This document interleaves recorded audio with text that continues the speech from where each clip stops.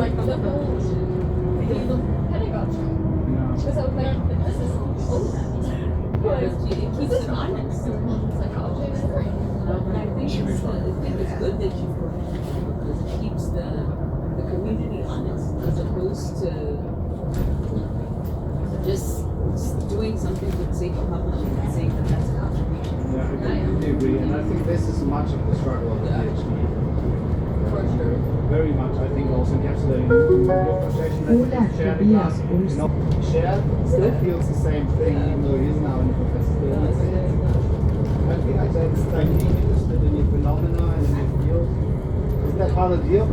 Especially on the AI thing, I'm like, I didn't go into that direction to become a prompt master. I know it's not going to be rewinded back. I know that we have to deal with it. I know there's a lot of potential in it. But then there's a line to it because it decouples from reality. And when it decouples from reality, then what are we even researching? I don't know.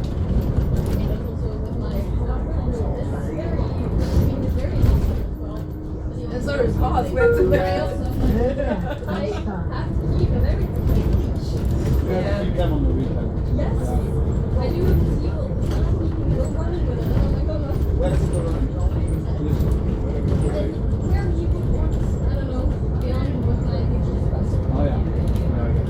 But I think those are all skills that we learn also, and those will become really important when we get into projects and into so on. So I think this is all of these. I mean, I'm not directly on LinkedIn at all. When people post stuff on LinkedIn where like the PhD is so much more than just publishing, I do agree because but the measurement is still published. Yeah, I mean that's a complete problem. Yeah, that's a problem. That's how you get jobs. That's how you plan to stay in academia. And this is exactly what I was telling our professors at our institution. They were like, no, we should change the way PhDs are done. Somebody should be able to get a PhD. We'll speak about it in the natural sciences. Somebody should be able to get a PhD from their invention. And I said, yes, scientists have that advantage because if they're not publishing, they get patents. So they're still like different. And the nice thing about the patent is you get something out of it, right? Which you can then commercialize. How do you commercialize your research? That's the hard part, right? Oh, Well, I have a card game. You want, well, there you go. You have a card game? Okay. I have a card game. Oh, I mean, You're better off than the rest of us. Actually, no, I don't think I have it. You should have brought it.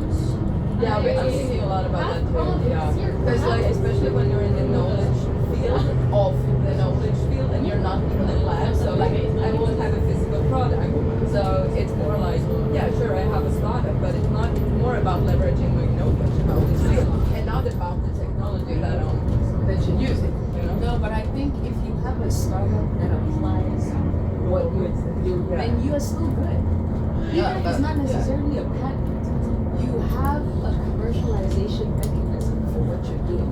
If I'm doing predominantly policy work, my commercialization is consulting. Yeah, exactly. And science-based advice. Like Politics. That's it. Jimmy. And you're paid by billable hours. That's the best you can That's possibly the best you can do. You know Exactly. what I mean? And unfortunately, our institution, being the academic institution, how you get across that position is where did you publish? It is really unlikely that you're going to get a book certification. Honestly, depending on which institution you're applying to, but most institutions, I mean, I'm a PhD student at DT, and there's absolutely no guarantees. Unless I look at you, my application as a brand, basically there's no, I'm a new applicant for a postdoc position. So, unless they change the mechanisms, it's publish or perish. That's how Big one was the name. I don't know. I right now, the thing is, my research is so niche that I'm not sure the transferability of it. Even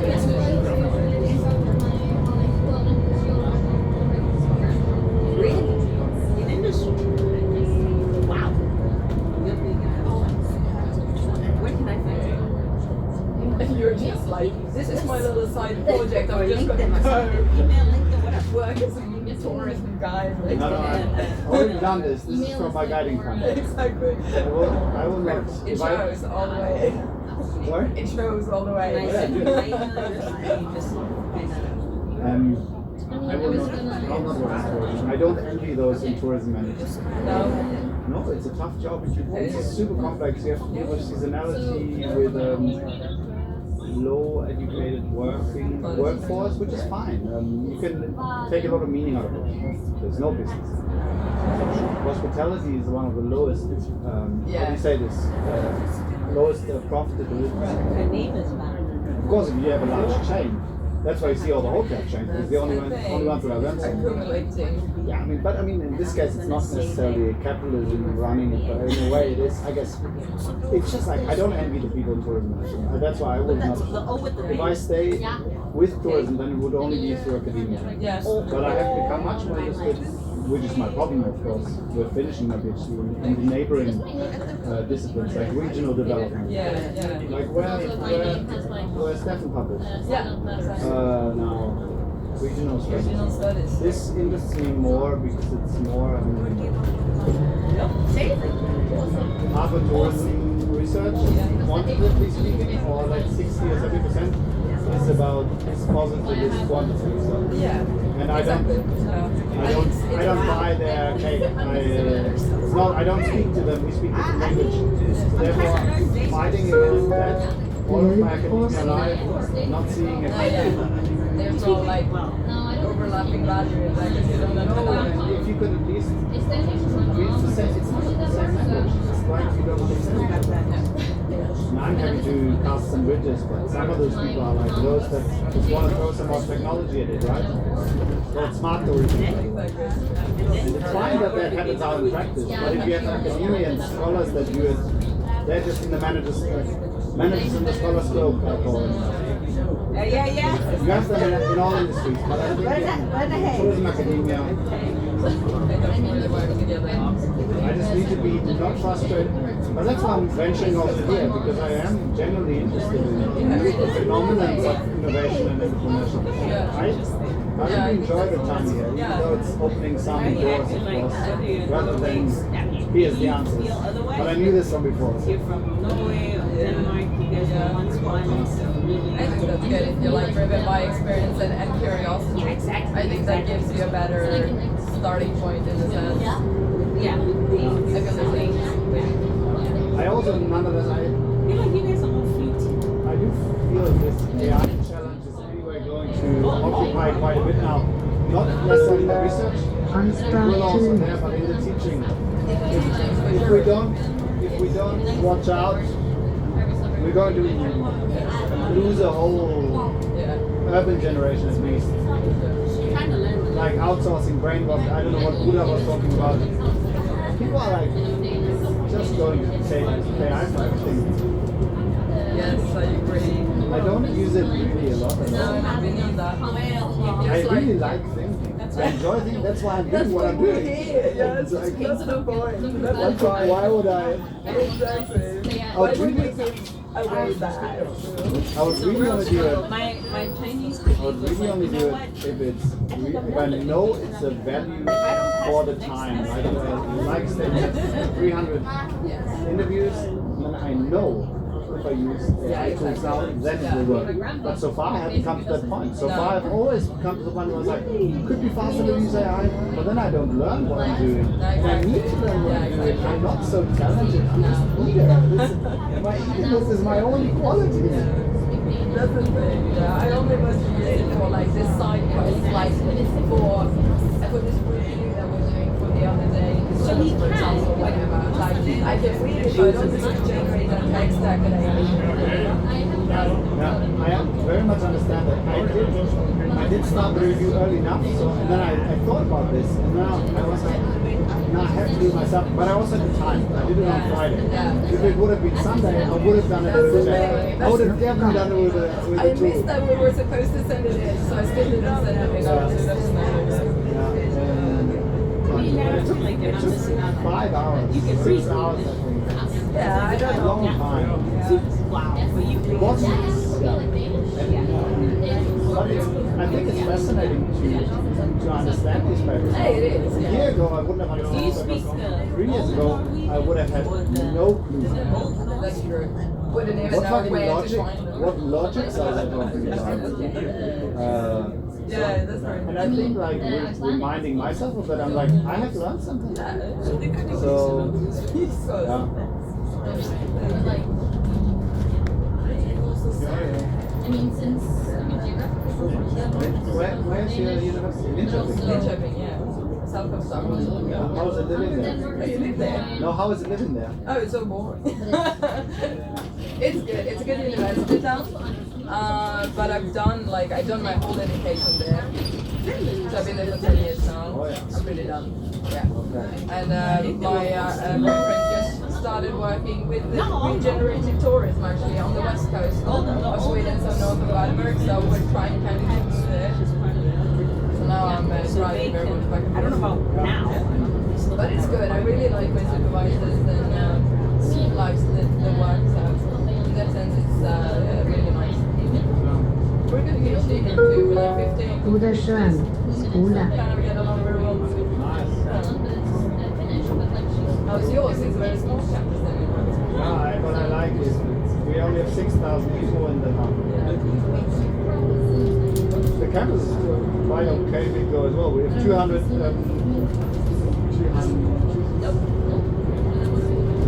people working there. 2,000 students. But I think 1,000 of them only live in Bodø. The rest live somewhere else. I think.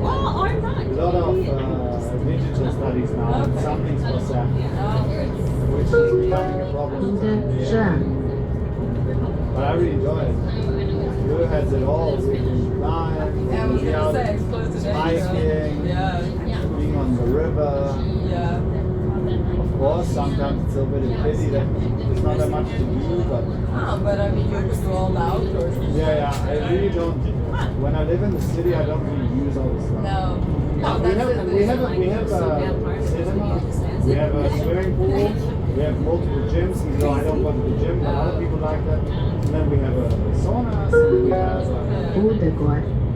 we have a sports hall, we have everything. Just one. Yeah, but exactly, but that's the thing. I really, because the town that we are moving to, or where my boyfriend works, it's also like 9,000 inhabitants in the municipality, and then it's a very touristy place in summer. But like, I really enjoy that calmness the rest of the year. Like, there's 2 restaurants, there's a swimming pool, there's 1 gym, and like, what more do you need? You have all the climbing and the sauna and the Yeah, Gothenburg has great fun. Yes, exactly. It's not Gothenburg where we're living, so it's really nice. But yeah, exactly. If you need more city, you can go to Gothenburg. Yeah. That's okay. Yeah, and by the way, just because you said that your partner is working in German tourism, I mean, I envy those in conventional tourism management. Yeah. If someone is actually at the heart of new concepts, or there is some cool positions in tourism management, I think, but most of them, They just don't want us to I think it's a sinking ship. I know that some people are getting stakeholders together with but studying it, you know that it's so inefficient. Yeah, it's not much going on. It's so much backwards looking. Right. You could gain so much more. And Yeah, I don't know. valuable speakers. Especially if you come into the global picture of tourism, all of those promises that tourism made throughout the last decades, none of them have materialized. None of them. And so therefore, just but I hope that your partner's having fun in his I job. mean, so far it's fun. He's working with athletes a lot, weighing and stuff. Yeah. So that's his idea of fun. Yeah, but that's cool. It's just like a specific place. Yeah, exactly.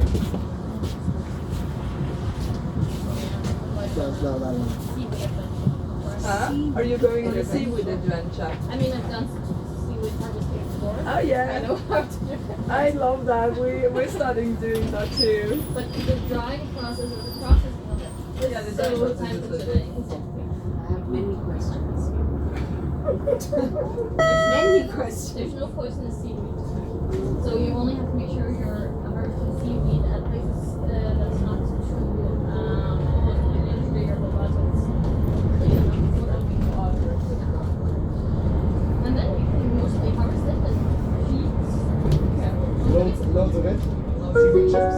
Stadiontunet, gamle riksvei. This is one. I have to run, guys. I got my tip. It's not so far from here, like out in York here, place there's like Camping who is a sea capital. It's started from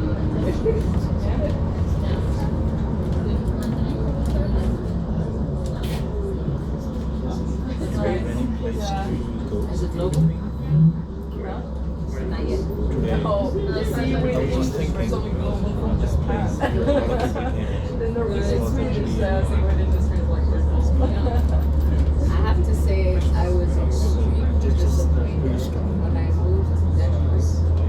The price stacked is still expensive. But I thought it was right here. Why is this? It's called Norwegian salmon. You guys not just like what is happening here? I have very. Why do you guys break my hearts like this? When did you just before?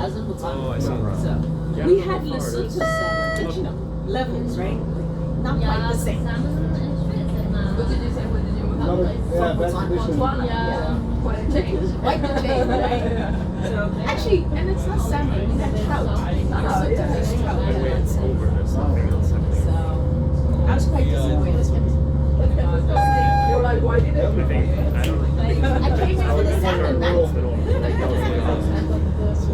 But it's nice. I feel like the hair is so fresh out. Yeah. I don't know.